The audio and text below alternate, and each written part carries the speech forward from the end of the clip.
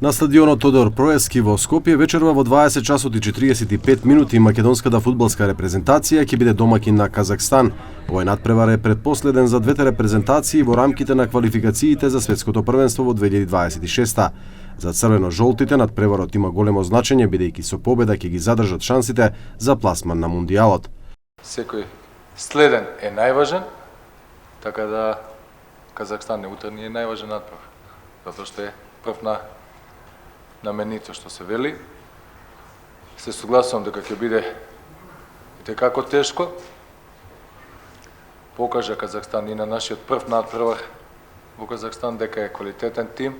Сега има нов селектор со нова филозофија, барем по тоа што игра со Лихтенштеин.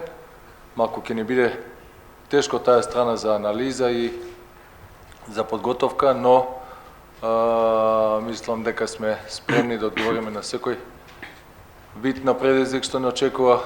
Голманот Столе Димитриевски очекува голема поддршка од трибините и уверува дека тимот размислува само за победа. Следна утакмица очекуваме да дојде доста голем број на публика на стадионот за да може да ни даде доста добра поддршка за да може да победиме.